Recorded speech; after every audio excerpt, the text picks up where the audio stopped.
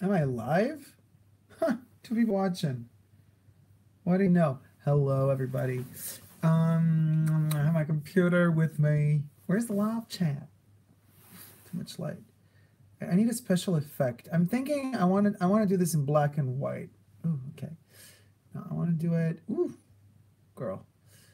Mm, I want to do. Hey Nick, how's it going? I want to do documentary. Wait, no, that's no. Harrison, hi. Kiadora, hi. Vanny says hi. Icon. Girl. Squirrel. Silver screen. Wait, oh, haunted. No, haunted is not so good. As you can see, I'm tired, but hey, Super D, how's it going, vegan gangsta? Um, okay. Ooh, Anite, hi, how's it going? I have a hat too. Oh my god, my hair's all over the place. Should we do the cap? I don't know. We could do the cap. I haven't slept. Hi from Italy. Hello, everybody. Okay, so Meek says, "What's up?" Hi, Meek. Helen Cayo Evans, bonsoir, Dacob. Hello, Helen. Okay, guys, listen. I have a Coca-Cola. I know this is tragic, but wait, no, we do sepia. Okay, I have another pizza with me. I always eat pizza while my diet goes down the drain. Gail says, "Good morning from down under." Hi, Gail. How's it going, sweetie? Landvermesse, a big hug from Germany. Hi. Well, hello to y'alls from Paris, gay Paris. Okay, got a pizza. I'm gonna eat the pizza with you guys. I know. I'm repeating myself, but I got to eat every day, and today's pizza time again. So I'm gonna share this pizza with y'all. Melinda says, "Oh, black and white." I know. I thought it's a bit more bougie that way since we're in Paris. Kedera says, "Give me a slice of that pizza now." Um, Melinda's at lunch. Oh, perfect. So I always do the same pizza. I do a vegetarian pizza with salamino picante. Robert Pericone, come to New York for pizza, lol. I know, right? Hi from Wales, by the way. Where is it going? Helen says, "Hi from Wales, by the way. Only an hour behind you." True. The black and white mystery pizza. This is like a thumbnail. So imagine this as a thumbnail. Oh, how many screamy thumbnails we've seen in the past. Rob says, "Hi from Honduras." Hi, how you doing, Rob? None call. You are the best at mukbangs. I just got critiqued about it yesterday. Melinda says, "I feel like I'm in Paris." Kiadora says, "It's not black and white, is it? I feel like it's desaturated, but not completely, because I feel like I can see colors, lol." Can you or can you not? I don't know. I mean, it is what it is, guys. Let me have a slice O pizza and let's start talking. So first, let's get a crack at it. I'm gonna read a couple. We're gonna do like, I mean, I'm reading your comments here, but actually, I can't eat a pizza if I'm talking. I'm blabbering myself.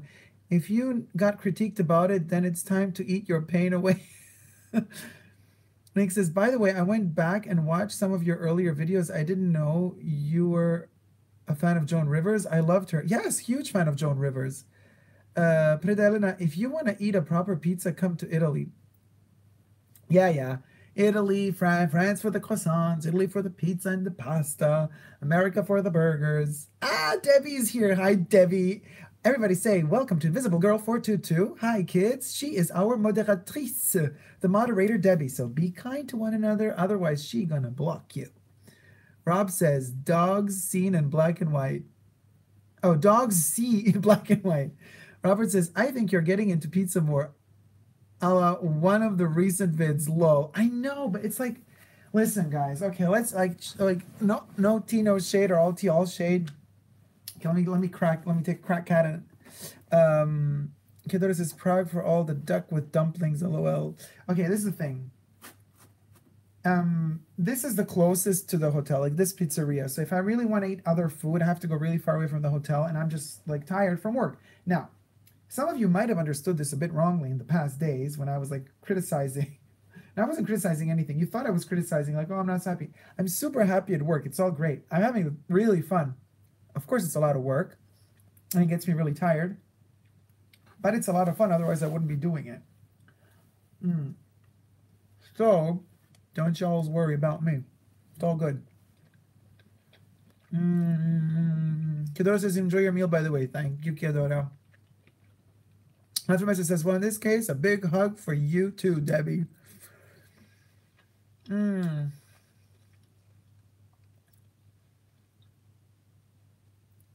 Nuncall says, hey, tell vegan who said you'll gain weight that there's just more of you to love. Oh, thank you so much. Helen says, why aren't you eating foie gras?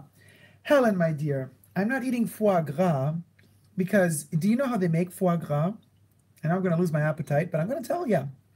Those poor ducks whose livers they take out for you to eat the foie gras, they chain them up, they open their beaks, they stuff them with fatty food like nuts and stuff. They overfeed them, they torture them. The ducks cannot move. They have to keep swallowing all that food. Their livers get all swollen and sick.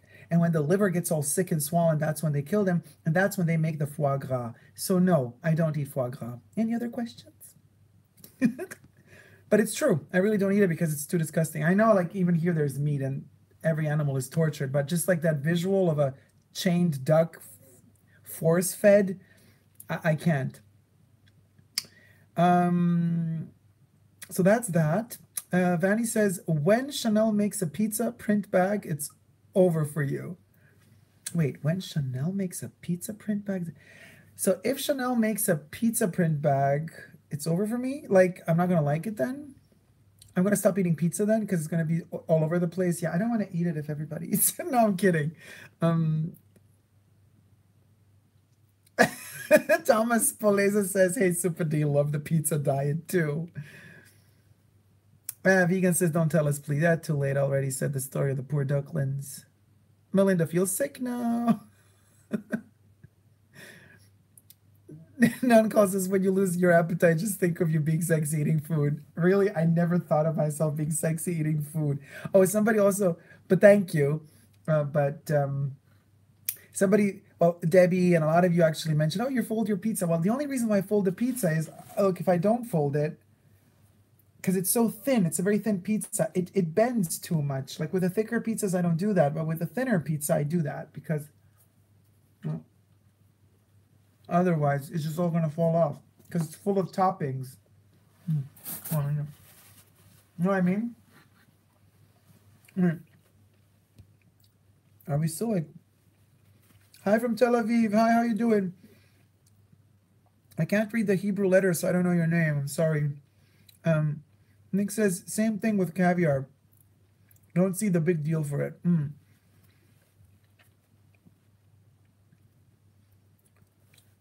I do know. I don't approve, but I know how much the French eat it. Sorry, all. No, Helen, don't worry. Nobody's like attacking you. It's all good.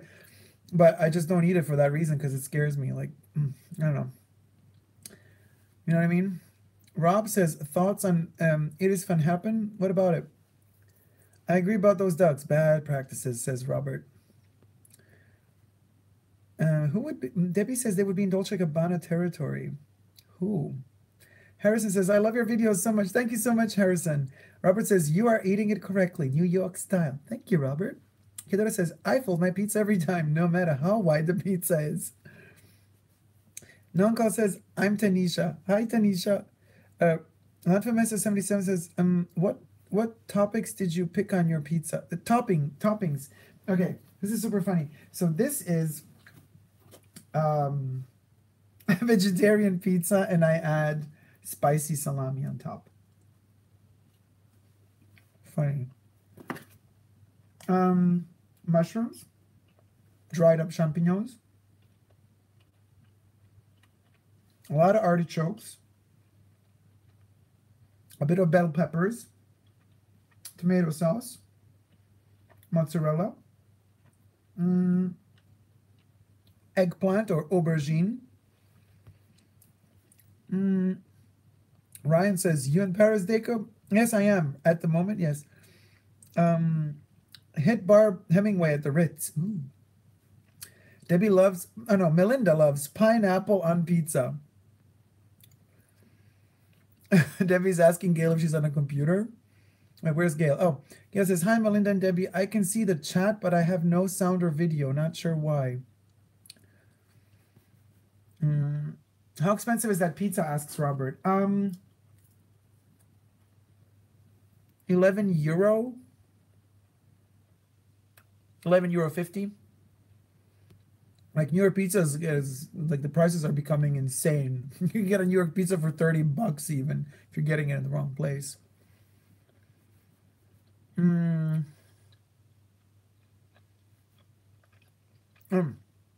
I like my hat. What's the story behind it? I don't know.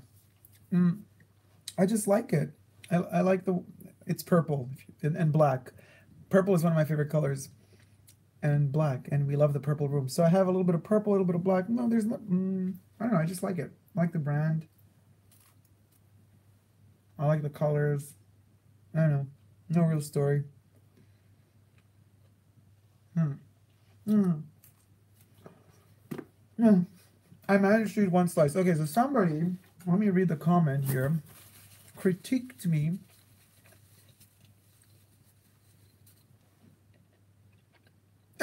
None calls us. I want you to totally let go of all control of your eating and just let you experience life.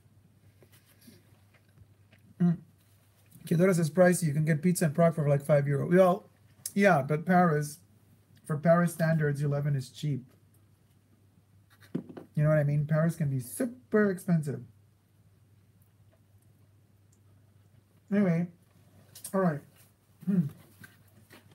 Let's get to a couple of the comments from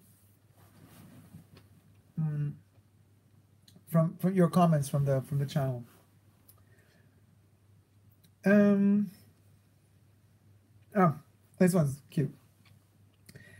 From Radeon. Hi, Dacob. I notice you pronounce eau de parfum with the M at the end. The M at the end in parfum is silent. It's because there is no E at the end of the word. Otherwise, it sounds very close to parfum, which kind of would mean for woman. Hugs from Switzerland. Yes, my dear Ra, the god, I know. But to me, to my mouth, it's really hard to pronounce without an M. So it's more comfortable for me to say parfum, rather than parfum, parfum. And I know it sounds like for woman, but so I will keep doing it with the mistake, but you guys are very free so to pronounce it as you wish. And of course, am I enjoying the RT print? We're still not sure if it is RT, but it could be. Yes, I am. I'm enjoying the print nevertheless. So, Darla, bonjour, mon ami. Thank you, Darla. Hi, how's it going? All right, this is the thing.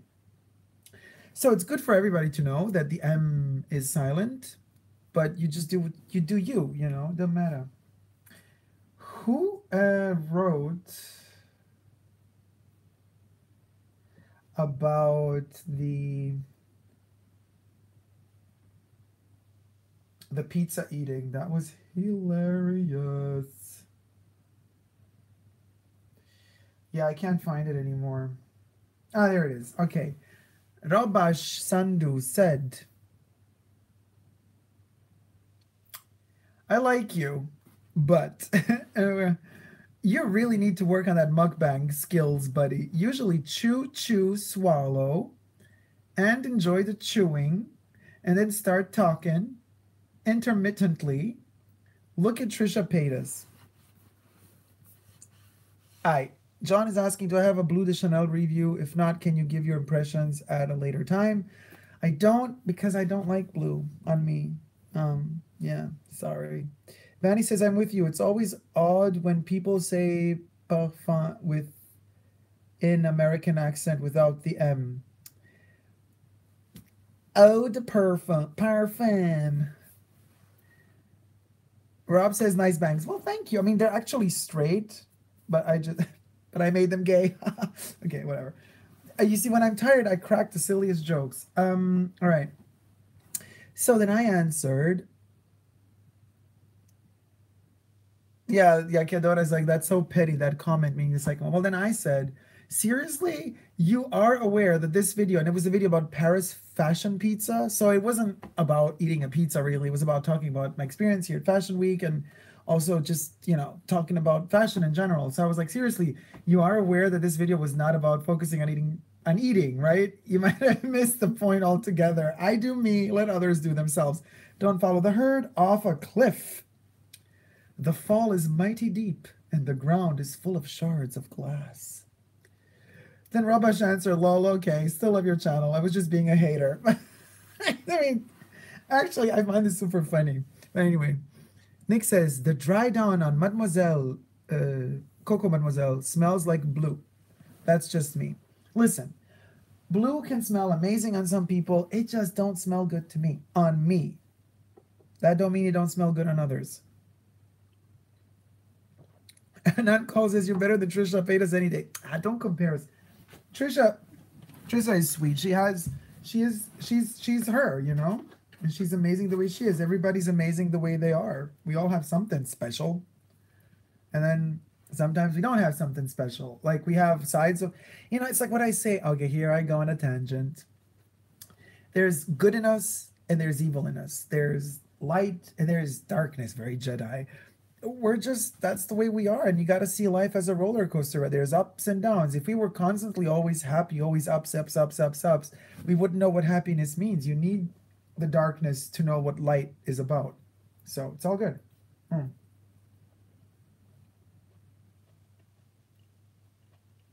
Just saying.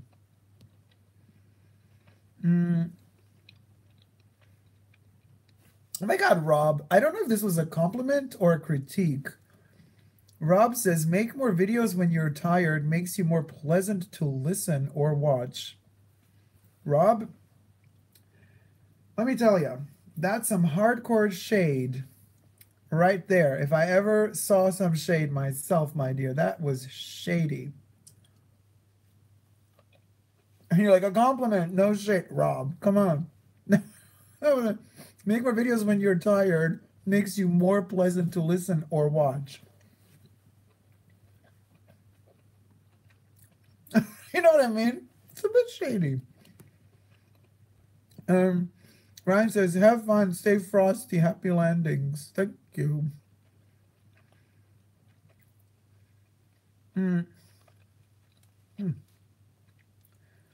Pizza. Nobu says, pizza.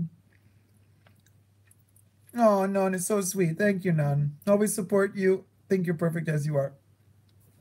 And Debbie says, geesh. Debbie, it's all good. The rubber chicken, 630.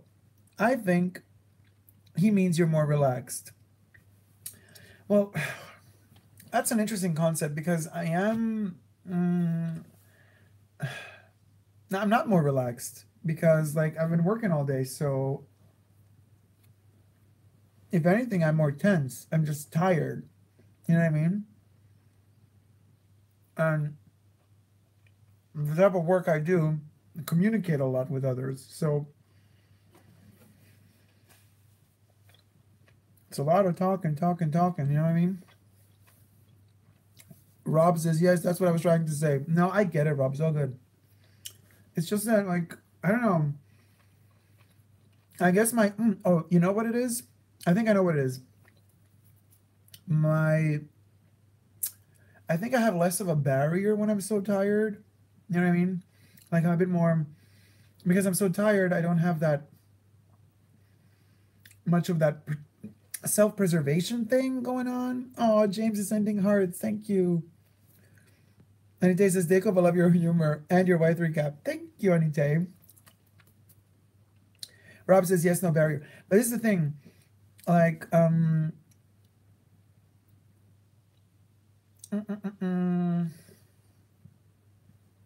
yeah, how can I say this without being, blocked by YouTube's, which you might call it, police on YouTube. I give less of an F and F. You know what I mean? Like when you're really tired, you're just like, okay, whatever. It is what it is. You know what I mean? And so that's it. But Dallas, is any fashion events going on at the Grand Palais? Well, it's not Women Fashion Week, so Chanel show is in March. It's not now. But, yeah, I have been to one fashion show at the Grand Palais. Like the side room of the Grand Palais. Nankal says, you have 20,000 subscribers. Will more than happily pay so you don't have to work and can just eat. Oh, you're so sweet. Listen, I'm working on it really hard to, build up the channel. If more people subscribe and more people watch, I can become more independent, obviously, and then I have to do less of the side things and do more YouTube and more videos. Because I would love to film all the time. I don't have the time. Sometimes it's just like you gotta go to work and you gotta pay the bills, and work is great. It keeps you going, but it would be really cool to have YouTube as a full-time job. It's just by 20,000 subscribers and like in the amount of views I get, it's just not possible. Don't pay the bills. Maybe I should start one of those Patreon things. I just don't know. It seems so awkward. Well, Lanfamessa said, will you do the review of the Rick Owens Fall Winter 1819? Doing a review of Rick Owens show is like doing the same review every time. You know what I mean? Every season, it's literally the same. Same colorway, same this, same that. I'll tell you one thing. Oh, you want some shade? You want some shade on Rick Owens? Well, not on Rick Owens, but on the showroom. Like, it's like 4 floors high. It's like huge, and there's a lot of different, sectors for all of their brands and sub-brands, and, these sellers working there. And there was like this one friend of mine who went there and told me some shade. Owns a shop, was going there to order some stuff, didn't like part of the collection, the what's it called, the dark shadow, dark shadow, what is it? Oh gosh, too tired. Dark shadow. And so the person who was working, the salesperson who was typing in the order, was like this. Okay, so you want, yeah, okay, you could see the collection there. And then at the end, my friend was like, yeah, I don't think we're gonna order this year. I think we're gonna drop it for this year. And then the person was like, okay. It was like from some Hollywood movie, when you, whatever. So shade. They're not really very much into this entire. Oh, and if you wanted to know something more, the music from the show, and this is the crazy part, and you know how intense the music was at the show. They're playing it in the showroom in loop. It's driving everybody crazy. Could you imagine somebody has to work there, like let's say 10 to 12 hours a day, listening to the same in loop, the same track in loop the whole day?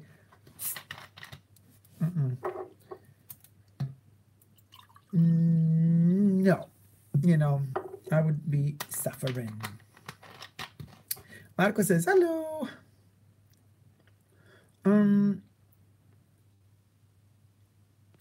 Not call it, so I'll join in 500. That's a lot of money. $500 a month for Dacob. Are you kidding me? That's a lot of money. Rob says, keep going. So glad I found you. Because of that, now I'm more educated on fashion. Found you because of your pronunciation videos. Oh, I love to do those. And, I'm trying to figure out if I could find somebody to also like do, I don't know, a Russian version, like how to pronounce Russian brands, or I don't know, stuff like that. Oh, Debbie, if I had it, I would give the money, but not the cake. Don't worry about it. Oh, we love you. Thank you, Nan. Oh, guys, one more thing. A friend of mine gave me something. I might review. Look, it's a little sample. Oh, Debbie speaks Russian. Yeah, but we need like, let's say 20 brands in Russian that we could like pronounce correctly. But I think I need a real native Russian speaker to really kind of tell me the inflection between, let's say, dialects, or, oh, in Moscow, you would say it like, like stuff like that. It's about the pronunciation, but Russian is hard.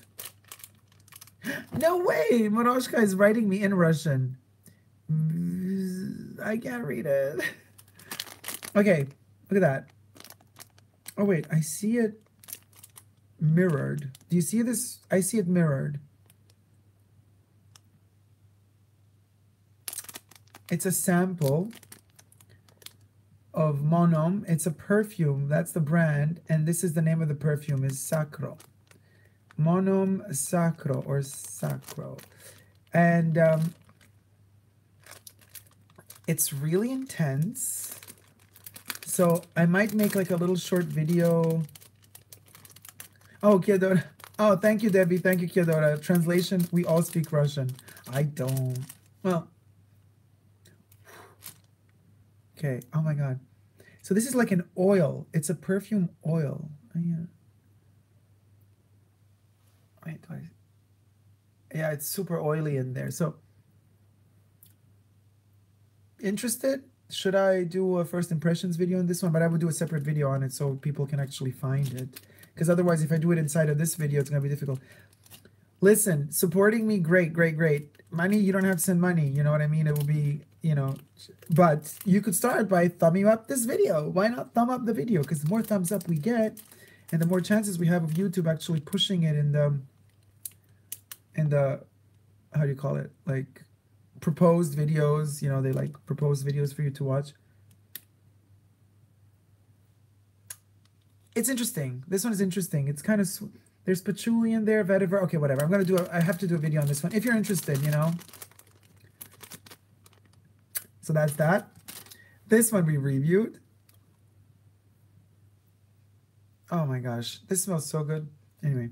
So yeah, a little bit of shade here, a little bit of shade there. What's happening? Oh, look at all those thumbs up. Thank you guys. Keep thumbing up. Oh, Kiadora also says, okay, Robert asks, what is my scent of the day? I'm actually wearing Chanel number 5. Oh my God, I almost finished. Remember that I just unboxed this like yesterday or so in a video. So wait, that means, so I showed it yesterday. So I filmed on Sunday. So from Sunday to today, like this is, this is insane. I usually don't use so much perfume. This is 20 ml. Let's say I used up 15 already. That's how much I love it. I used 15 milliliter in like more than half a week. No, guys, I promise. I'm usually not that quick, but it's like, it gives me so much joy, and at work, I just keep refreshing it. So yeah. That's true love, says Darla. Yeah, I know, it is. It really is. I love the Eau de Toilette number 5, especially in winter, is just, it's not as, I don't use it as much in like spring, summer. It's more of the winter type of thing. And then I would do the Eau de Parfum more in spring and summer because there's more dryness to it. It contrasts the kind of humidity of the heat maybe. And, but this one is more, I don't know, it's sparkly. It's fresh for a grim winter day. I don't know. Maybe I'm totally off with that because when I work so much, I have other needs perfume-wise. Like I need more stability and I need some reassurance. And this one really always makes me feel super safe. So I guess that's more the reason behind using it so much these days. Vani's asking me, have you smelled Mugler's Aura? Any thoughts? I have, you know what? I have briefly like smelled it. I totally left the pizza. I'm not even hungry anymore. Anyway. But I'll eat it because I never throw away food. I respect food too much. I'll just eat it later when I have a little minute. So Aura, I found it interesting to a degree, but not groundbreaking. Like I have the feeling, oh, you know, like Mugler's like days are of, you know, the prime time of Mugler's perfumes is kind of over because nobody's really daring to experiment, to try something new. And here we come to this concept that I call, oh, we are living in the Middle Ages of fashion, which is also Middle Ages of perfumery. Now, let's just rewind a little bit to the actual concept of the Middle Ages. You know,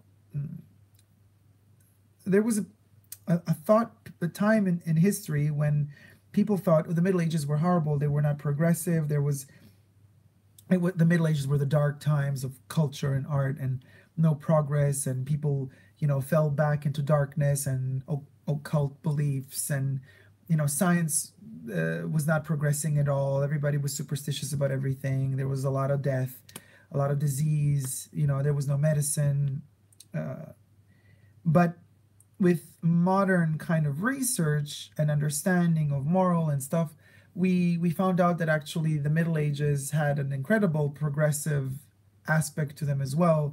That there was a substrate, a subculture, a subterfuge kind of development for art and painting and literature that was very much so in contrast with the belief of what the Middle Ages were. Now, when I say we are living in the Middle Ages of fashion, I do mean it in both ways, with a negative connotation, because I believe many brands are super scared of making mistakes. They want to be hyped and they want to sell and they want to be sure that they're selling. So there's not a lot of freedom given to the designers to actually create something new, innovative, daring, experimental. Everything is kept kind of mellow. Same in the perfume industry, except we notice this niche attitude of the big brands. They literally pop out perfume or two a year, which they don't spend any money on advertising for their niche things. It's just like word of mouth. And the fact that they're not spending the millions for the advertisement of those fragrances means that they actually get a chance to produce more of them, because that money that would go into promoting them goes into developing new ones. That is actually cool. You know what I mean? So it's not completely Middle Ages of perfumery. I think it is kind of the Middle Ages more in terms of mass-released products. It's a flanker of a flanker of a flanker. That's what goes. And if a brand dares release a totally new fragrance, we've seen it with Gabrielle, it's just disappoints. It's okay. I'm not saying Gabrielle is a bad perfume, but it's just nothing special.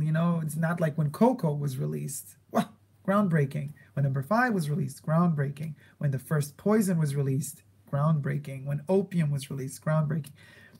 But now, Poison Girl is released and you're like, meh. Gabrielle, you're like, meh. Aura, same thing. Even with Thierry Mugler, where we're used to these strong, powerful fragrances from him, Aura isn't as powerful as Alien or as Angel. It has an interesting smell to it, yes. Is it Mugler? Yes. But, I don't know. Oh, you're buffering on your end? Can you see me, guys? Okay, if it's buffering, then we have a problem. How can I see?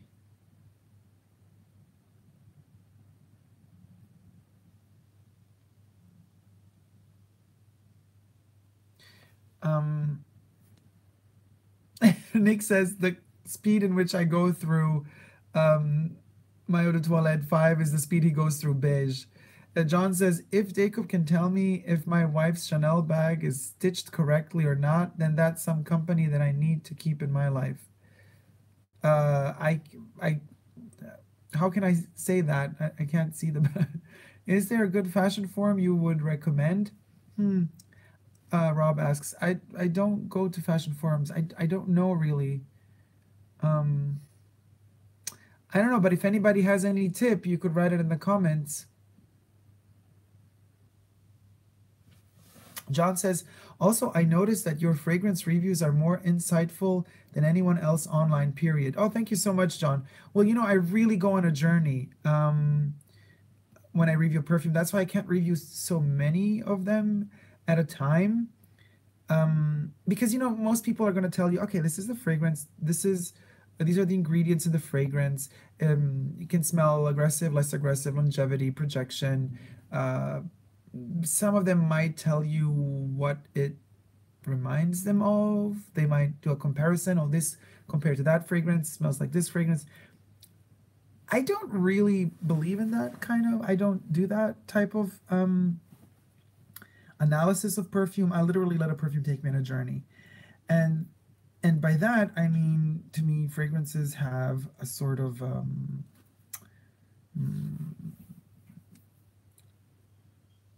how could you say it? Like, fragrances have a sort of they wake you it's like you have inside of you a story that you already lived, a life that you already led. This sounds a bit kooky, but it's as if you have lived other lives, past lives, or future lives, because time is a complicated construct. You know, it's not really linear. It could be circular as well. Um, and sometimes with perfumes, I trigger certain memory patterns, and because I think to myself, if a perfume makes me envision a certain scenario and a certain scene in my mind, as if I actually really lived it, well, who's to say I didn't really live it?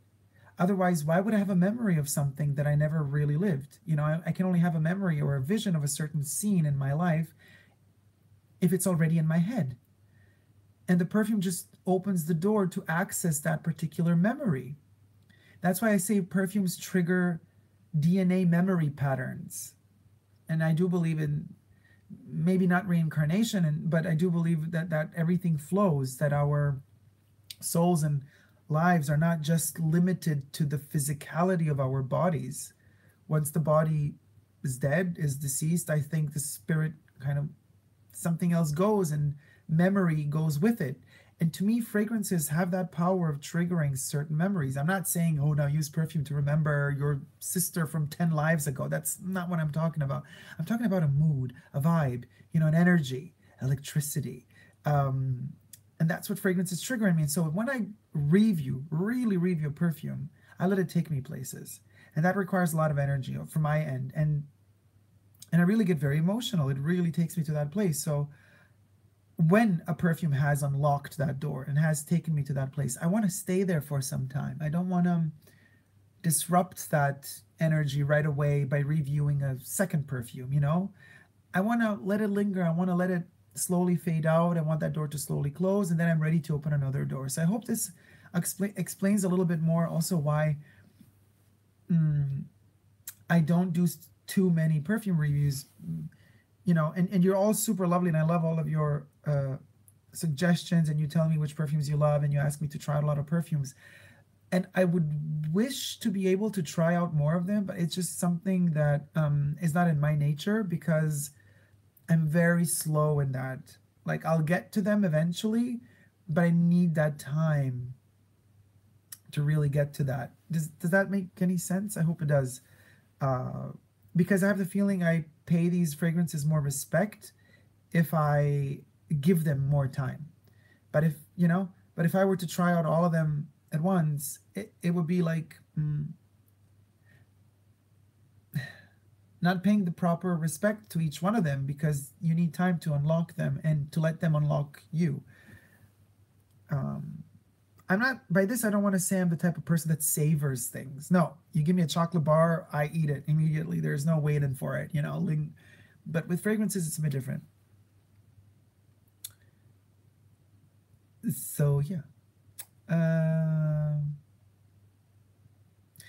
Vanny says, I agree that your fragrance reviews are the best. Thank you, Vanny. I was debating whether or not to get Contre Moi. Then I thought of your review and finally just splurged. Haha. Yes, Contre Moi is my favorite from the Louis Vuitton range. There's a new one coming out in March, but it's very orangey from what I read, and I'm not really into that stuff. But Contre Moi, I might get maybe a smaller one or something one day. But I got the 10 milliliter sample, so I got to use that one up first. But I hope you're enjoying it, Vanny.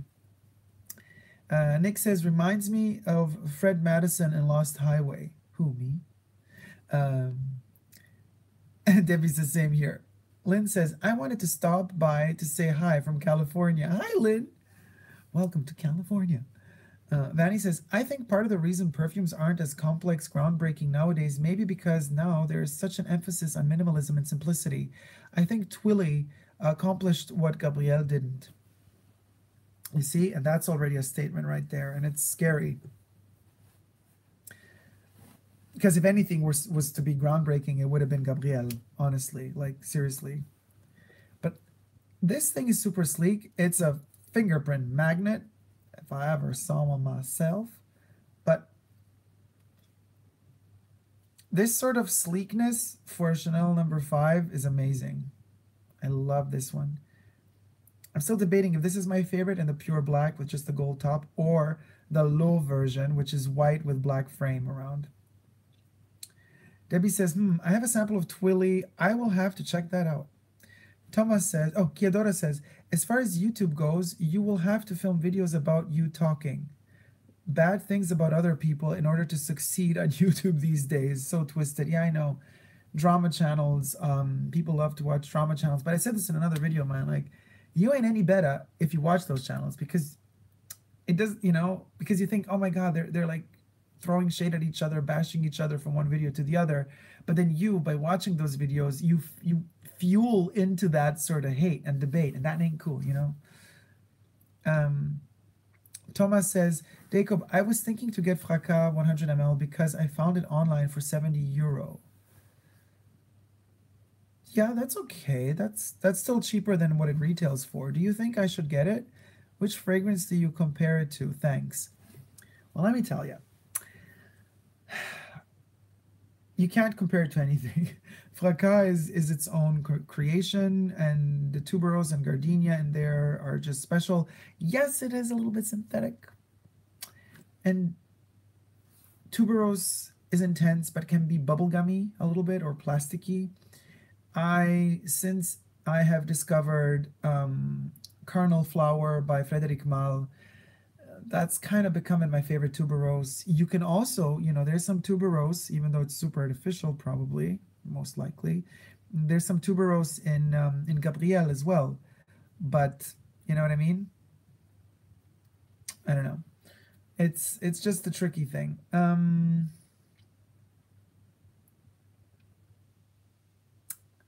Just a second here. So I have no real clue, to be honest with you. Like, you can compare it to nothing because it was made in the 40s. So it's like back then they didn't really, it was revolutionary because it's not like they had something to compare it to when they were creating FRACAS. Today, everybody who plays with tuberose has to be compared to FRACAS because FRACAS was the first in that type of mix. But I would say try Carnal Flower by Frédéric Malle before you. But then that one costs really a lot. Go for FRACAS. Try out FRACAS because it's really amazing. And then once you've kind of dived into all that craziness of all of those incredible intense smells and oceans of ideas that it stimulates in your mind, then you could, from FRACAS, you could also move on to Carnal Flower with time. But Carnal Flower, to me, and they say that it's like the biggest natural amount of tuberose used in a fragrance, which we can either believe or not believe. How can you prove it? I don't have a laboratory at home to check these things out, but yeah. All right, so Lynn says hi there. Hi. Landfamous says, I'm kind of afraid to watch your perfume reviews because I always so close to spend money to buy all of it. Oh no, then don't watch the yeah, it's tricky because I like to review what I love. It's kind of hard for me. I do also review things like first impression videos, and if I don't like it, I say I don't like it. But if I dedicate a full-blown review to a product, it's usually because either I really, really love the brand and I want to myself try to understand what the fragrance is all about, or I really love the perfume, and then if I love the perfume, of course, I'm convinced of it, and then it's easier, when you say loving things about something, then of course others also like it too.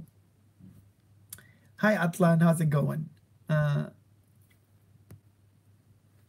Madeline says, I wore so much number 5 Eau Première, I cannot smell it anymore.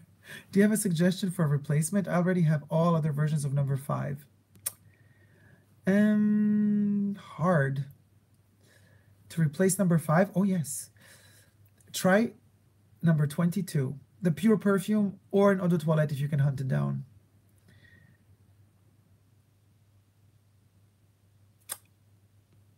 Vanny says, I've suggested before that FRACAS smells similar to Madonna's Truth or Dare.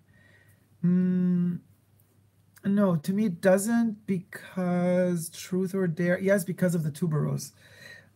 But the vanilla in Truth or Dare makes it very warm in the dry down, while FRACAS stays cool in a way.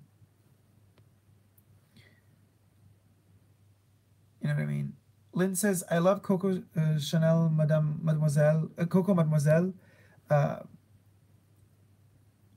Well, then you might love, I don't know, they're coming out with a new concentration of it. It's called Coco Mademoiselle Intense. So you might love that one too. Yeah, you see, Debbie also says, my version of Fracas is not Truth or Dare. Yeah, to me it isn't either, guys. It's like, maybe, I don't know if it's like less warm. It's definitely less sweet. Fracas to me is not sweet, even though I did mention before bubblegum. But you know, if you ever smell like real gardenias, like if you have them growing in outside or in the park or at home or whatever, um, they're they can be stinky. They're so intense, and then sometimes that nuance and aspect, that note within Fracas kind of pops out, and it's very aggressive.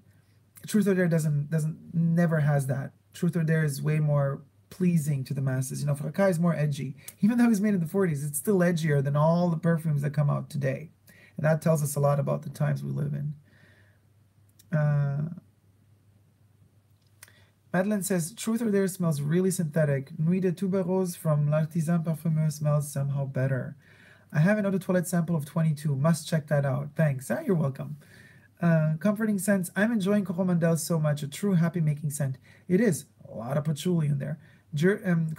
Comfort and Scent says, Jersey's so comforting too. Must watch your review. Jersey, I've done the review of the pure perfume, the pure extract. Let me tell you one thing about that one. That is the most intense and incredible lavender. And I know I repeat myself 1,000 times, but it really, it is what it is. It's like the most intense and pure of lavenders in the pure perfume. It's almost like an oil. When you put it on your skin, you could see kind of the oily reflection of it. And the lavender seems pure. I've never smelled something that is not. You know, every Chanel perfume has at least some aldehydes. It has something synthetic in it, but if this lavender were to be in some way, shape, or form, in some part of its construct synthetic, it's still the most natural smelling lavender I've ever smelled in a perfume. It's divine. It blows you away every time. Darla says, mustache, lovely to pop in, pleasant dreams. Thank you so much, Darla. Vanny says, it could just be that tuberose and gardenia are such distinctive notes that they make some fragrances smell closer related than they really are. Yeah, I agree. And that's, I think, why in Carnal Flower, in a way, the perfumer also wanted to kind of distinct himself from other tuberose, gardenia, jasmine perfumes by adding the melon, the cocoa, or the coconut, and those kind of greener notes, just to elevate it to some other place where the perfume never goes sweet, ever, ever, ever. Because otherwise, they all smell quite similar, you know. But I would also definitely try McQueen's Eau de Parfum fragrance. The Pure Parfum is super expensive, and it's, to me, not as good as the Eau de Parfum, but the Eau de Parfum has a bit of pepper there as well. Tuberose, gardenia, tuberose, jasmine, and ylang ylang are the main accords, but there's pepper in the Eau de Parfum as well, which makes everything sizzle a bit differently. It's a bit bitey, and I kind of like that. While at the same time, the Pure Parfum of McQueen is softer, and so it stays not so long on the skin. It's less soapy. It smells less artificial than Eau de Parfum, but I kind of don't mind that artificial because it reminds you a bit of the 80s, 90s. So there you have it. Kiadora was considering making her own fragrance. Yeah, I know, you told me. You should, definitely. Oh, Gloria says hello. Just joined in. Hi, Gloria. Ryan says, going hiking. Look for double rainbows coming to Paris. Bon chance, mommy. Oh, thank you so much. Gail says, number 22 is gorgeous. Yes. Emma says, oh, bonsoir. Hi, Emma. How's it going? Debbie says, bye to Ryan. Yes. Oh, drink some Coke. Yeah, what else has been happening? Oh, Gabriela says, hello from Brazil. Hi, how's it going? Kidra says, well, yeah, but I gotta buy some oils and then I'm gonna mix them together and it's gonna be based on some thoughts. Yeah, that's a good way to start, but definitely it's really hard to do perfumes, like to do them the right way, to do like the amounts of the alcohols, the waters, the essential oils, everything, you know. It's a lot of work. Emma says, I'm so excited for this live. I'm great. I hope you're enjoying Paris. Yes, it's work, but I'm enjoying it. Toys Box says, hey, Super D, how's it going? Robert says, I'm sorry I had to take a call. How is the Seine doing with that flooding? I really, I don't get a chance to do much. So it's not that I can, you know, walk in and enjoying the wonderful sights. I did a couple of days ago. I was at Champs-Élysées, but that's all in the evening. So it's all kind of all very dark outside. And as far as rivers are concerned, I no clue. I'm like really like locked out of this world. I'm like living in a little bubble, little fashion bubble. Um, Toysbox says, will you buy something here in Paris from the new Chanel pre-spring collection? No. Mm-mm. I won't. I'm not so, you know what? To be honest with you, I'm not that like convinced. Okay, there's something I like from the collection. The like the reissue looking camera bags, but they're overpriced. They're crazy overpriced and they're too small. And the metal zipper, I don't like metal zippers on bags because like they, if you take stuff in and out, they get damaged. Could you imagine like a high glossy metal lacquered like Chanel 5 perfume like this? You would mess it up pulling it out of the tiny bag. Yeah, the accessories, not my thing. Not my thing. So no, let's see. But there is an unboxing coming soon, nevertheless. Something that I pre-recorded. So something is coming, but I can't say more.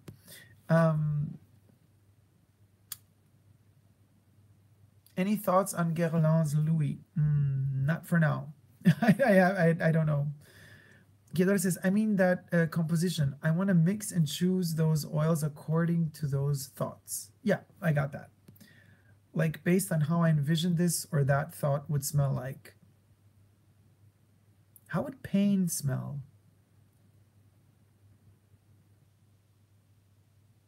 This is an interesting thought because pain, yes, it's unpleasant, but there's a nuance in pain that is, we're going in dark territory, like that's also pleasant. No, pain is a fascinating concept for me. So how would pain smell? I think that's a huge challenge to make a perfume about pain. Madeline says, gotta go. Do make some more pizza rant videos. I like, let's get real vibe. Oh, thanks, Madeline. Toys Box can't wait for the unboxing. It's something. It's something something. It's something for the archive. For my Fashion Bunker archive. Yeah.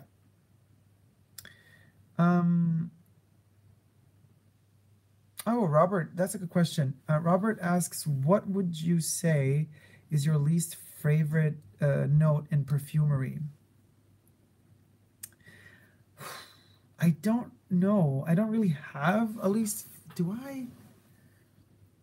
Do I have a least favorite? If I do, I don't remember.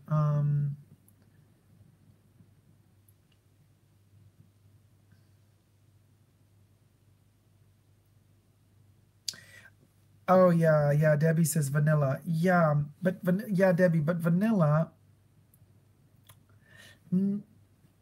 The reason, and I explained this, I think, in a video. The reason why I don't like vanilla is because usually it's a cheap vanilla. They don't nail the right vanilla, and because I used to love the vanilla in the original formulation of Hypnotic Poison, and nothing ever really reaches that type of almondy vanilla, really. So it's hard for me to appreciate a vanilla.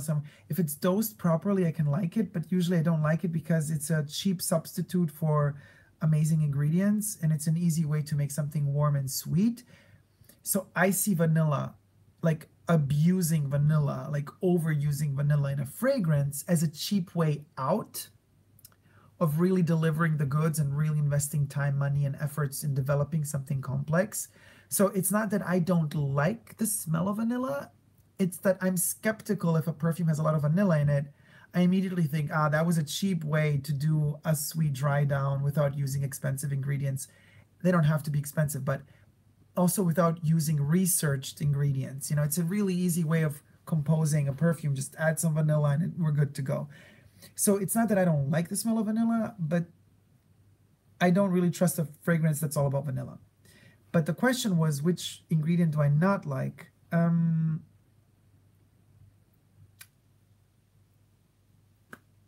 Oh, I know. The least, and this is something strange because it's not like, yeah, I guess I could generalize as well. Like my least liked is usually like these, like orange, mandarin and orange. Yeah. Oh, no. No. Grapefruit. I hate grapefruit. Just like, oh, just, yeah. And you know what my least favorite fragrance, and I bought it like many years ago, the day it came out. It's disgusting. It smells so bad. Friends by Moschino. All about the mandarin. It's a bitter mandarin note on top, and it just stays bitter and cloying throughout. Oof. Yeah, I guess that would be like these kind of citrusy tones. I mean, for colognes, you could do it, but very hard for me to like mandarin and grapefruit or basil. What's that about? Perfume all about basil.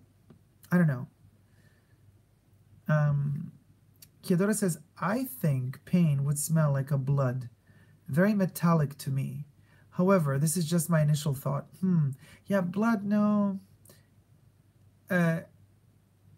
You of a guy, 0507, pain would smell metallic like ink or blood.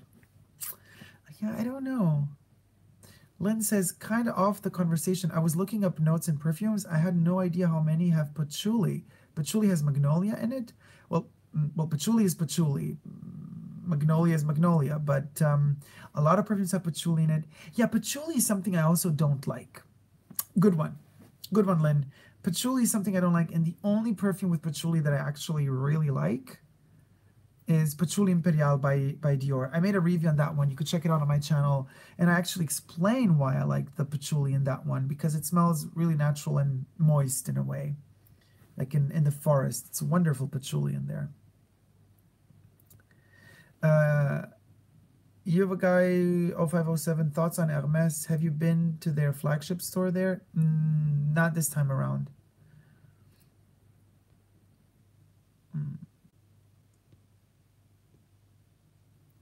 Let's see. Okay, Toys Box asks, even Bois d'Azil, I love the vanilla inside. For me, Bois d'Azil doesn't have any vanilla. I mean, it's a very subtle vanilla. It's not the Dior vanilla. Bois d'Azil is all about sandalwood to me in the dry down. So that's what I sense out, and I love the dry down of Bois d'Azil.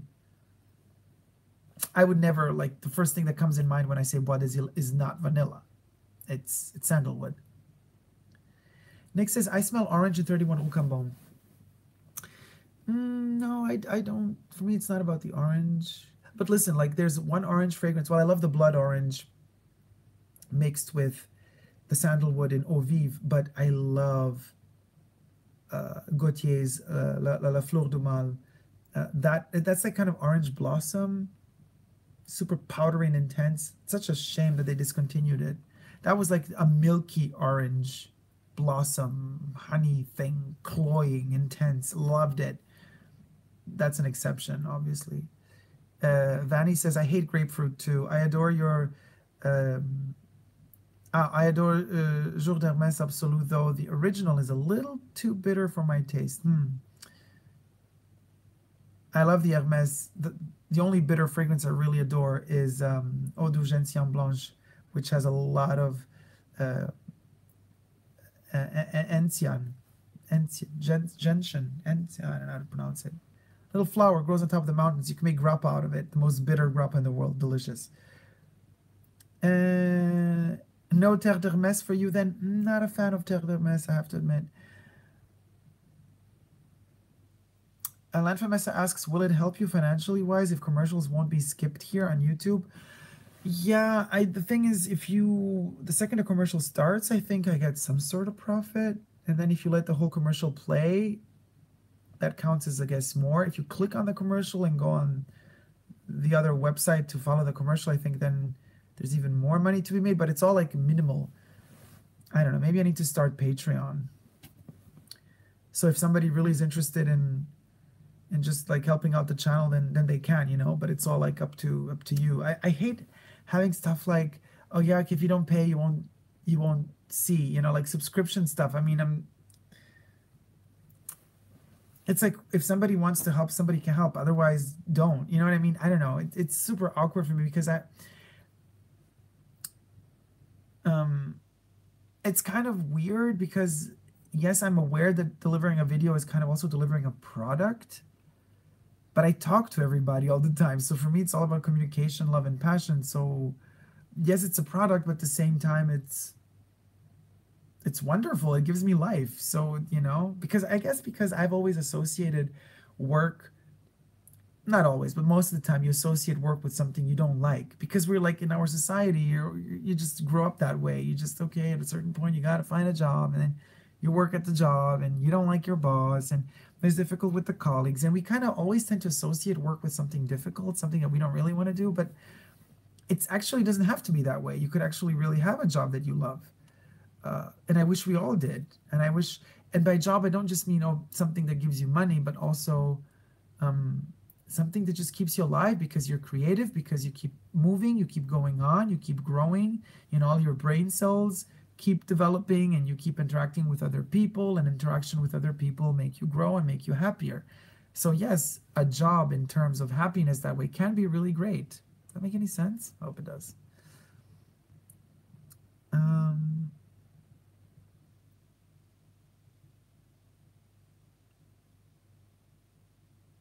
okay. Oh, there's a lot of comments.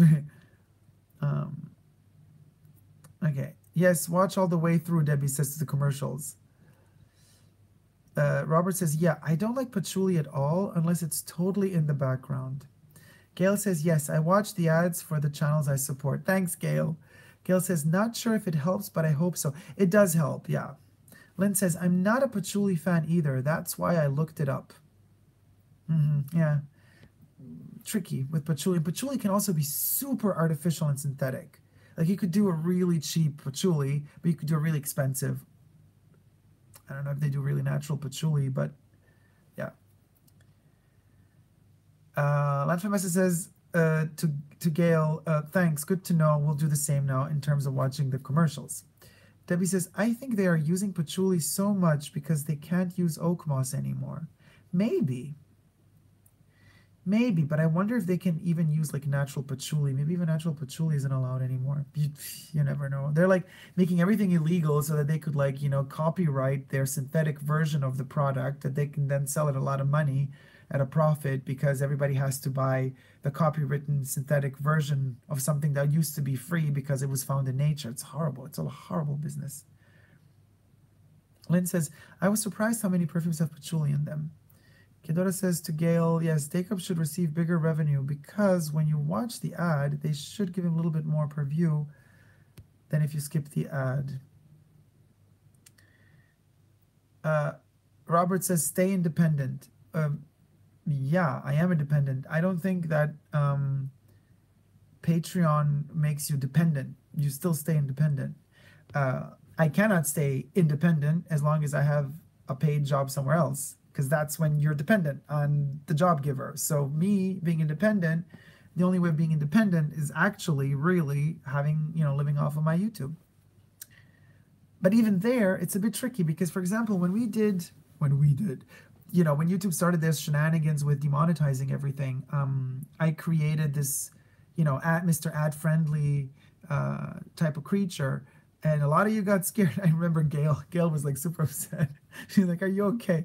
And then I realized, okay, I can, of course I'm free to do whatever I want, but I can't do certain extremes because some of you, get unpleasantly shocked and or surprised, or I don't know. And I don't want to, like, I get it. It's a free world. Like, I could do whatever I want to do, but at the same time, I want you also to be comfortable, because it makes me happy, to see that you're happy. Like, I don't want to provoke for the sake of provoking. I mean, Mr. Ad Friendly is not there to provoke for the sake of provoking. He was created for a very specific reason of protest, very, very calculated from my end. It wasn't just, some YouTuber making a video just for the sake of provoking, like somebody, saying like, oh, I hate all animals, I hate dogs, I hate cats, because nobody hates dogs and cats. I mean, I'm allergic to cats, so but I don't hate them. And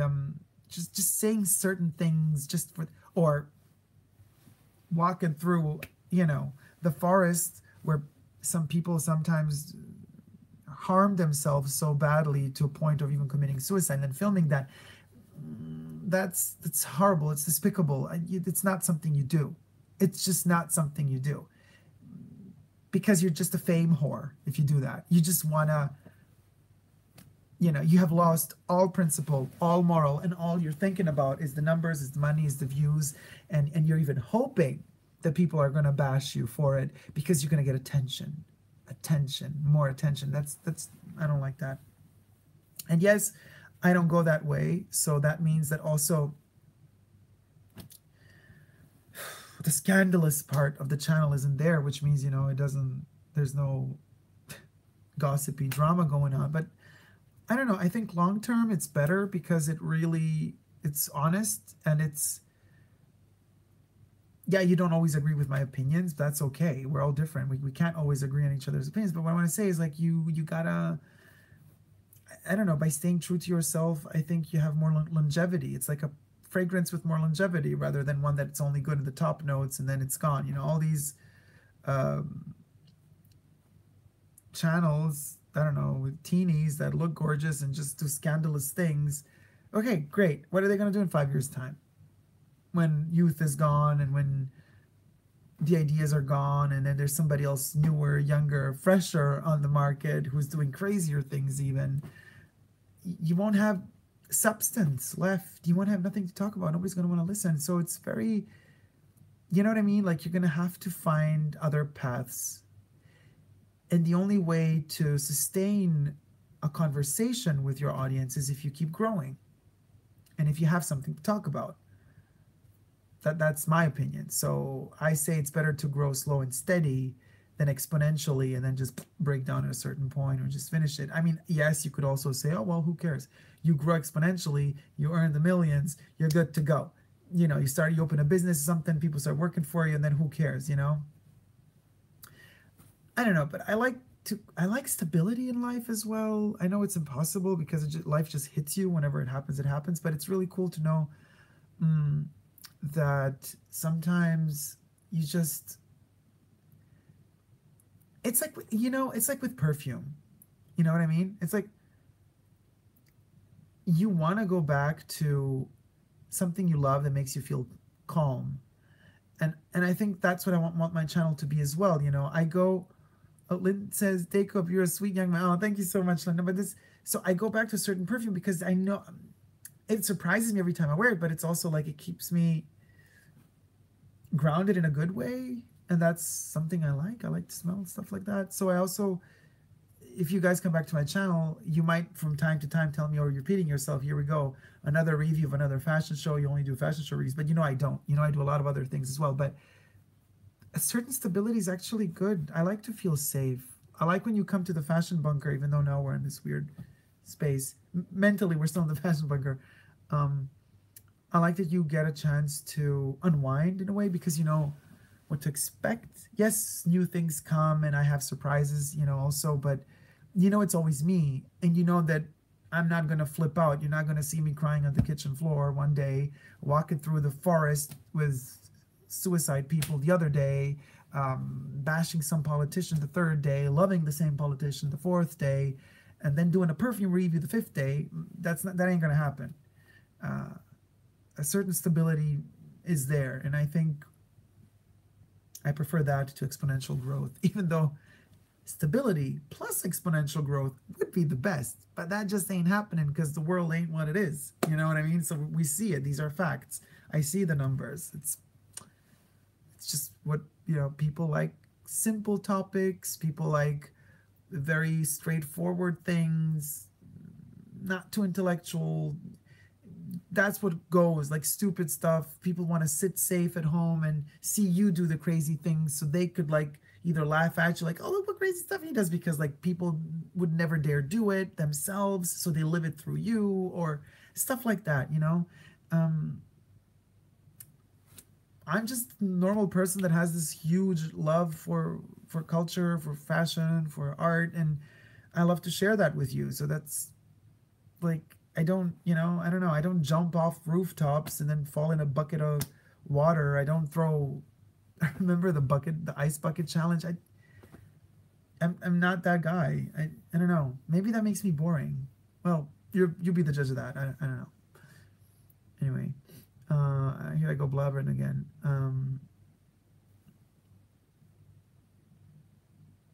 Oh my God, so many comments. Long hanging Krappis says, have you tried Abagri by Balmain? No, I haven't. Lynn says, oh my God, love sandalwood. Thomas says, Dacob, don't feel bad about using up quickly your Chanel number 5. My grandma used to use the 100 ml bottle as ambient spray for bad smell. She was so iconic. My mom uses poison to kill flies. Just, Gail says, Mr. Ad Friendly. Thomas says, 100 milliliter bottle per month. Wow. Robert says, that character was great, albeit creepy, but a good message. Thanks, Robert. Apropos Mr. Ad Friendly. Atlan says, will you be doing Mr. Ad Friendly again? Yes. Yes. There's a storyline planned for Mr. Ad Friendly. It's just that I haven't got to do him properly because there's a lot of jobs lined up. And Mr. Ad Friendly requires some preparation every time I film. But, we still have a couple of vlogs there, and there's a transformation happen. Yes, there's stuff happening with Mr. Ad Friendly, but I know I haven't been posting in a long time, but there's definitely more. Well, at least it's in the head for now. All the ideas are there. Kiadora liked Mr. Ad Friendly. I mean, the meaning behind him, but it was creepy. Yeah, he's meant to be creepy. Brain Damage AG says, what's up, bro? Yo. Atlan says, I love your integrity, Dacob. Thank you. Lynn says, Dacob, you're a sweet young man. Oh, thanks, I've heard that. Your outlook in life, Dacob, is amazing, Atlan. Thanks, Atlan. Emma says, we don't care about the numbers. It's about the quality. Thank you, Emma. Yes, that's you, me, and everybody else here in the Fashion Bunker family. But, a lot of other people out there, they don't really care about integrity, care about numbers. Kedora says, to be honest, I do watch some stupid things too. But I like watching you way better. Thanks, Kedora. Listen, I'm honest too. Of course, I also watch the brain dead things from time to time as well. Come on, let's be honest. I'm not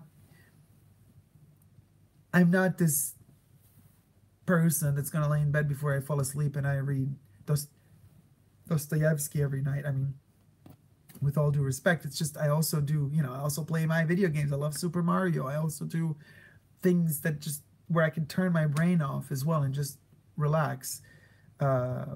I know, I guess, well, some of my videos, when you watch them, you can't really relax because I really push you with thought processes, I guess. Otherwise, it ain't that easy to follow. But most of my videos also, I try to keep the topic at least clean. Like, for example, a video like, I love doing live stream. I love to talk to you. But at the same time, I think it's a waste of topics in terms of we touch base on so many things in one video. And then the space for a title is just so short.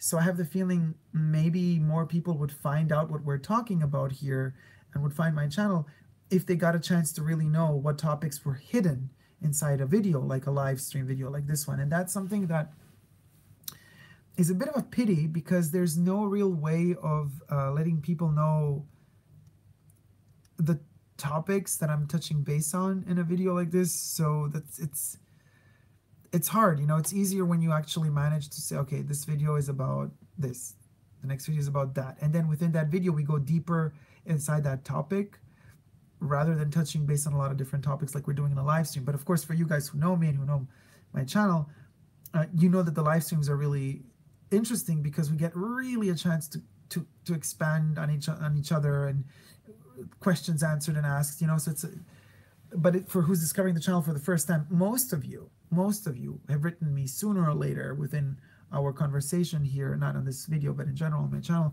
have written me, oh, I found you through, because I was looking for a review of a perfume, or I found you because I was looking for a way to, how to pronounce a certain brand, or, oh, I found you because, I was looking for something. All of you were looking for something very specific, and then you found me. You see, rarely does anyone by accident discover me by, for example, the first video of mine that they ever watched would be a live stream like this. People don't do that. That's just the statistics show us. So the subscribed viewers are the ones that are notified when I start a live stream. Granted, you click the notifications button, so you got to be subscribed and you got to activate notifications, and then you get notified, hopefully. But even then, YouTube sometimes messes it up. So you get notified, and then you tune in for the live streams. Even though I keep these videos up and running after I'm done filming them, still, nevertheless, those are not the videos that people discover me from. Even though content-wise, I think they're the most rich. But it's just because they're not that simple. There you have it. But maybe that's just my theory. Valentina says, hi, Dacob, don't worry. You are definitely not boring. Thank you, Valentina. Gail says, keep your integrity. Too many people sell their soul to the devil, so to speak. Lynn says, amen, Gail. Robert says, I like your being a brunette, lol. Well, actually, this is my natural color. Well, okay, now I'm black and white. But this is my natural color. No tie and dye. It's all natural. John says, never boring. Thank you, John. The Bargain District says, hi. Hi, the Bargain District. Gail says, quality over quantity and sensationalism. Kiedora says, I'm sorry if I comment too much. Yeah, Kiedora, you're so funny. You don't. I mean, if I can answer, I answer. If I don't, I don't. You know how it is. Sometimes I'm overwhelmed with work and everything anyway. But it's good. You do you. You do you. Whenever I can answer, I answer. And also, I love your stories because you're so detailed. You're so detail-oriented when you explain a situation of you in the bus, or you at school fighting for the lady that gave you the food, or the lady at the cash register, and then the kids making fun of how she pronounced something. But then you add all of these little extra tidbits. It's like, you're like Rose Nyland from the Golden Girls. Like when she starts telling a story, she goes into every specific little detail, which is adorable.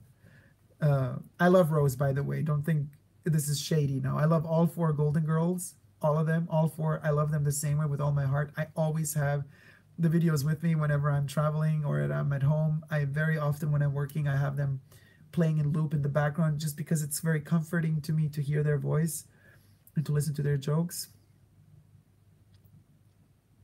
Robert asks, how is your mom doing? She's working a lot. She's actually doing very fine. She watches all my videos, so she's going to be super, super thrilled to read that Robert asked her how she's doing. So, Mom, if you're watching, Robert says hi. But she's okay. She's a tough little lady. She's a tough little nugget. You can't stop her. Emma says, where do you live usually, and in which city do you feel the most like yourself? I don't know if my question is clear. Well, Emma, I live in the fashion bunker. And which city do I feel most like myself? Nowhere. Nowhere, really. It's all about the people surrounding you. I feel like if this YouTube channel could be, and I think with 20,000 subscribers, it's a population of 20,000 inhabitants. The fashion bunker is a city. You could say with 20,000 inhabitants, it's a city. It's a tiny city. It's a city.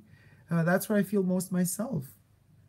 Because here, I don't know, I have a feeling I'm understood because you choose to come back and watch my videos. It's a different situation than meeting somebody on the street outside. So it's a great city to be in for me. The Bargain District says YouTube is making it hard for content creators now. On one side, we don't want to lose integrity, but the channel does not grow without playing the game. Yeah, well, life is a game. Kiedora says, I feel like I fill up too much of your time with my long-ass comments. Don't worry about it. Lynn says, I started watching makeup tutorials 3 years ago, ended up on Dollar Tree videos. It got pretty ugly there for a while. You're refreshing like a great perfume, no drama. Oh, thank you, Lynn. John says, I discovered you from a Chanel No. 5 review, the one with part of your collection. Beautifully done. Oh, thanks. That was back in the day when I didn't even have a camera. I literally filmed with my iPod Touch camera. So now I kind of wish I would have done that video more professionally. But I mean, I really did it with a lot of passion. I spoke with a lot of passion. So just my love for the perfume is there. Technically, however, the camera was what it was. You know what I mean? Canada doesn't know the Golden Girls. Sorry, I know it's but you should check it out. Even on YouTube, they have some episodes. They only speed them up a little bit, I guess, because of like copyright issues. So their voices aren't really one-to-one like they should be. So if you watch them on YouTube, there's like playlists of them. Just be wary of the fact that it's not exactly the right speed. So they sound a little bit like they're on helium, which is even more hilarious. Lanfamessa says, watching you on my freaking big widescreen 21:9 TV right now. Way more interesting than German TV program tonight. Thanks. So cheers, sweetie. Here's to you. Some Coca-Cola Zero. The Bargain District. I want more fashion channels, but it seems people are only interested in drama or pranks or makeup tutorial. And even, I mean, listen, guys, this for me is a fabulous moment sharing the time with you. And this is fashion too. Yes, I'm wearing a black t-shirt. Well, it's actually a Twin Peaks t-shirt, but I turned it around because last time I showed the front part, they demonetized me because of the text. It's Laura Palmer. And it says, Laura Palmer. I can't even say the word. You see how crazy the censorship has become? So anyway, because when I sit like this, you only see the who and then the K word. You know, and then that popped out. The bots kind of, it triggered something, so they demonetized the video. So I can't show you the text. It's insane. But it's Laura Palmer. It's the face of Laura Palmer as homecoming queen. And yes, a lot of the fashion channels. So we always talk fashion at the end of the day, more or less. You know what I mean? But it's great. It's a love for something that is timeless. Maybe it's even more style than fashion. But a lot of channels out there, they don't really, they talk about a very superficial aspect of fashion, you know, like owning it, buying it, desiring it. But not many of them analyze it. And also a lot of the young kids today don't really have the knowledge of the past. You need a little bit of that knowledge to kind of understand where things are coming from, like where designers took inspiration from or what ideas they stole to do something else. You know what I mean? If you don't know all that, if you don't know the past of a certain thing, then maybe it's easier for you to be surprised and say, oh, this is new. But it's embarrassing to kind of say that to somebody that knows the truth. And then they're going to have to tell you, wait, but that's not new. What you think is new and amazing is actually, this element was copied from there. This element was copied from there. You know what I mean?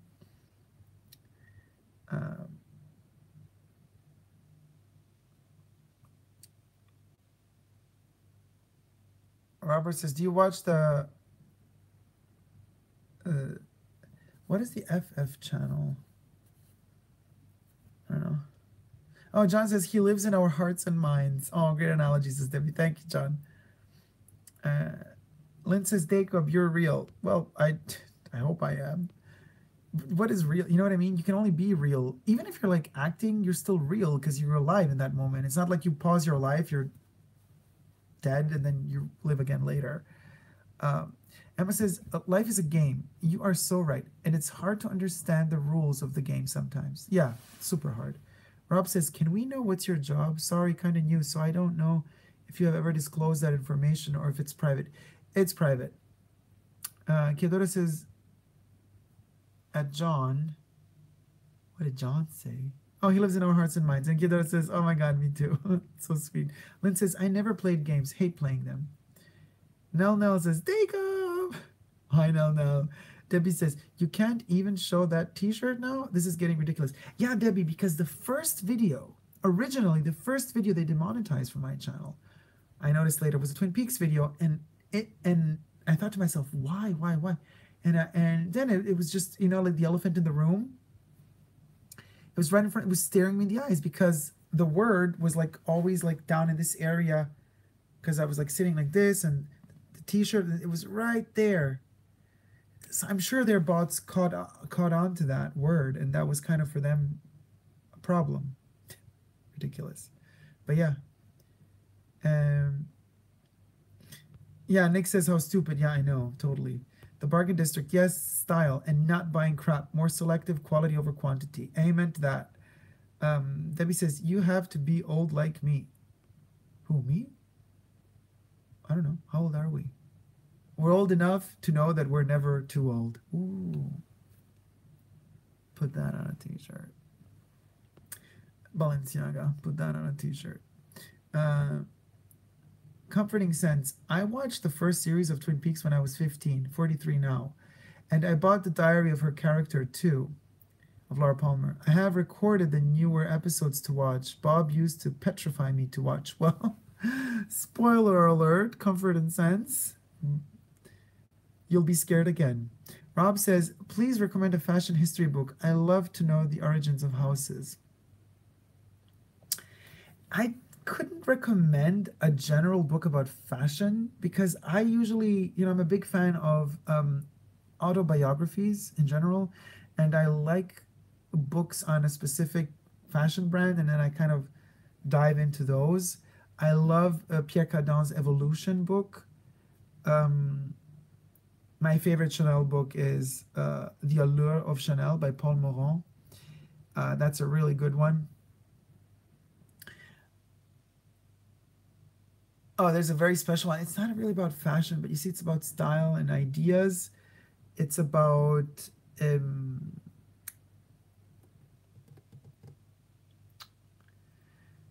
I find it very fascinating. I forgot who the author is. Darn. And this is gonna sound creepy, maybe, but I found it very fascinating. It's a book about prostitutes in France. How many centuries ago? During one of the French revolutions, but um, when was it? And I find it fascinating because it was a description of the bordels, the boudoirs, and how life was, and how easy it was to get sick and to die of that. But it was a very, very detailed description of how clothing was. And I find historic books like that that are not directly connected to fashion or style, but on the side, they describe a political moment, a cultural era, and the author really pays attention to description to detail about clothing. That's the type of books I like, but that they're not necessarily books specifically about fashion. You know what I mean? Because to me, fashion is not just about learning, okay, how to cut a dress and this and that, how it looks. It's about a political, historical, cultural connotation that goes with it. Super, super fascinating, interesting to me, at least. Um, yes. So, Atlan says, I think the young ones are more into hype wear. Yeah. Now, talking about Hyper Beast, Lo, when are you going to do a review of Supreme? Never. How about never? I don't know. Maybe I will one day. What, should I review the Supreme brick? The brick they made? I mentioned them for Louis Vuitton. I was very clear about my opinion about Supreme for Louis Vuitton. The Bargain District as a vintage vendor. Oh, actually, somebody from Supreme from New York, the boutique contacted me. It was a long time ago, about purchasing or displaying my Pierre Cardin James Bond ski goggles. And I was like, I'm not selling them. And they were like, oh, to borrow them, you know, we'll take good care of them. I was like, yeah, but just, I mean, if I personally come over to put them on display and they're protected well, and then I get to pack them up again and take them away again after that, we could talk about it, you know. And then of course there's a fee.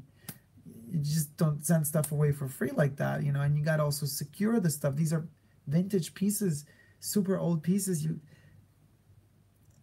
It's not something you can easily find again, especially in the pristine condition I have them in. So it's like, So I said no. That was my supreme experience.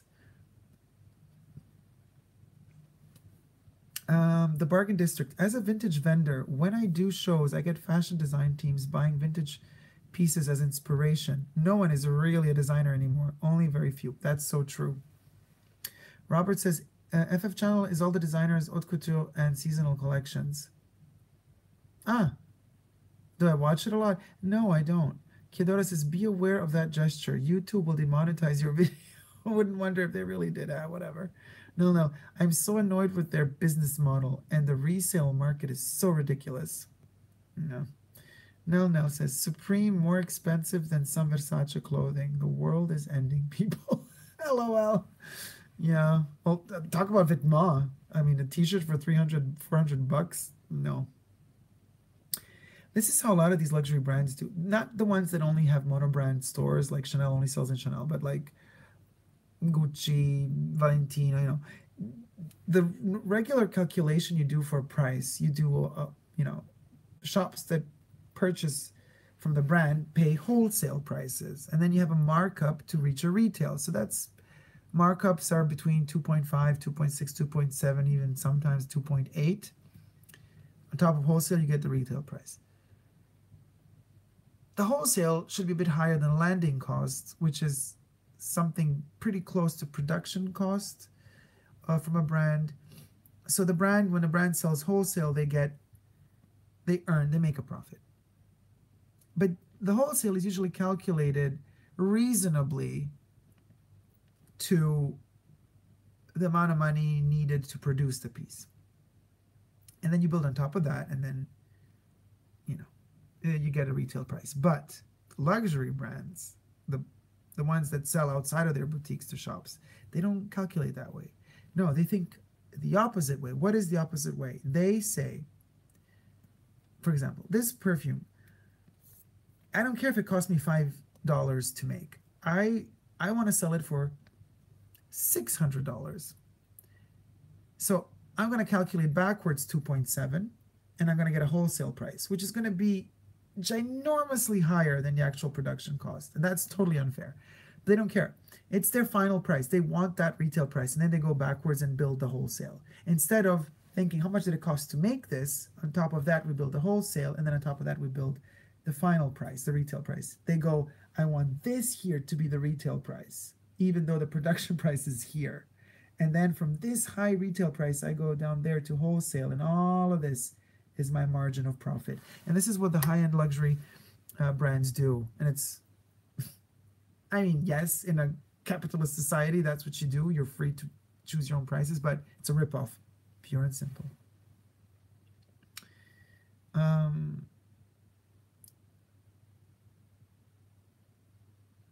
To see, so Debbie says, to see the past of design without studying it. Lynn says, lol, I don't mean games, lol, I meant life games. Yeah, no, I got it. Nick says, 301 questions. Yes, Nick, we got to do them.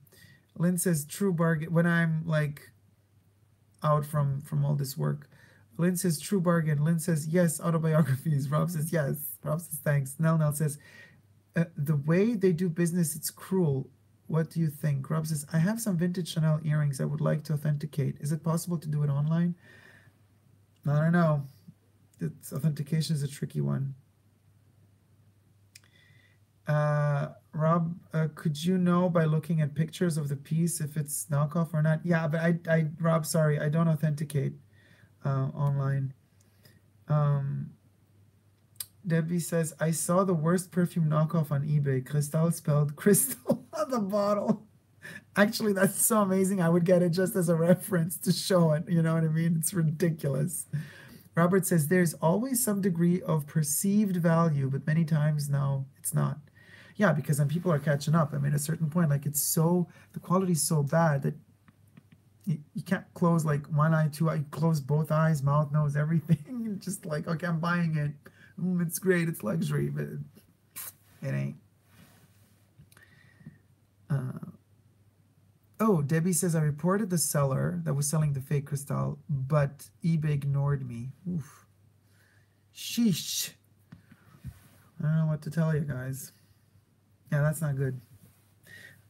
But you can only report the person, and then, you know, there's nothing more you can do. You could warn other people that you know, friends and relatives, if they're into that sort of stuff. But then if not, there's nothing more you can do, you know. And for eBay, it's also not really relevant, I guess. I mean, of course, they're fighting counterfeit goods, but they're not so quick on it usually. I mean, come on. It's not like you have to freaking um, report somebody in order for them to check up on the auction. I mean, the second somebody uploads a Cristal Chanel perfume spelled wrong, like they should have bots checking that. I don't know by now. You know, it's not like Chanel has 50,000 fragrances. They have like their 15 fragrances. Those are the names of the fragrances. At least like get that right. Get a bot to like scan the ad, you know, and be like, oh, spelled wrong. This must be fake. Out. Rob says, I design and make jewelry. The formula I was recommended to use was 4 times the cost for the retail price to ensure growth of the brand. Yeah, but this is, we're talking you making your own goods, you purchasing your materials, you building your product, creating the jewelry piece, and then delivering it to a distributor or to a shop and then selling it. But you have to make a profit somehow. So yes, you have to up it. But if you're going to a showroom and you're purchasing from a brand, they already did a couple of steps before that, and so they offer you a wholesale price. And then on top of the wholesale price, and the wholesale price is already higher than what you spent to produce the piece, because you also have to calculate the time you invested to make it, because that's also money, and you need to make a profit. On top of that, you 2.5 to 2.8, not percent. It's like wholesale price times 2.7, and you get a retail. That's more or less how it goes.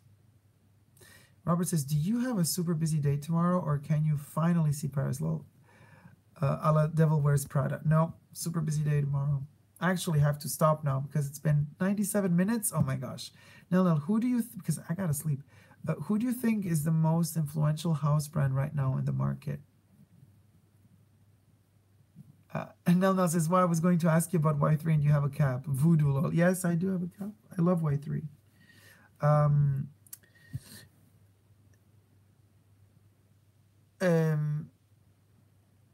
No, tomorrow, very busy day, so nothing. The most influential house brand right now on the market. Luxury brands. I mean, Balenciaga with Demna Gvasalia, unfortunately, you know, kind of, Vetements is super intense, strong. Gucci is kind of, you know, growing a lot at the moment.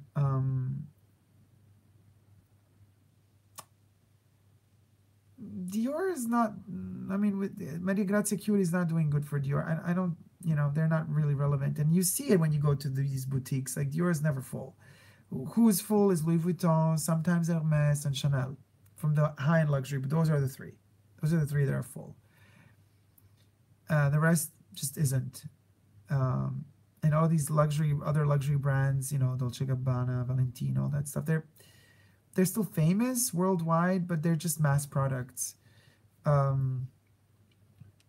Influential is still the Yeezy. Everything Kanye does really moves. The Calabasas collection, Off-White is out there, even though it just doesn't really speak too much to me. Hood by Air. I don't know. Robert says, have to go to nighty night. Aw. Good night, Robert. Nick said, sent you an important message on Instagram. Check it out when you have time. See you later, Dacob. Thanks for the amazing video. Thank you, Nick. See you later. Kenzo. Hi, Johnny. Johnny says Kenzo is important. Yeah, Debbie says Gucci. Sweetest Dreams from Long Hanging Cappies. Rob says, Robert says Dior. Rob says, in the beginning I felt high, but when time passed by, it all made sense. For the wholesale, it would be 60 or 50% of the retail. Kidora says, I just found out that when I play this on my phone, there's shorter delay. Oh, could be.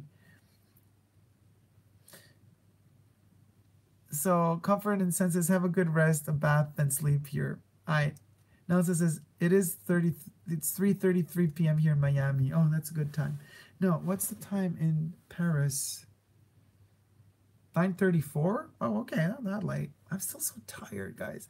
Anyway, I love you so much. Don Famous says, have a great evening. Enjoy the rest of the cool pizza, the cold pizza. Yeah, it's here. Thank you so much. And greetings to Germany and the big TV. The big TV in your house. Emma says 21:34. Johnny says bye. Debbie says yes, sleep well, Dacob. It's 11:34 a.m. Oh, Debbie, you got a whole day ahead of you. You still have a whole day ahead of you. That's great.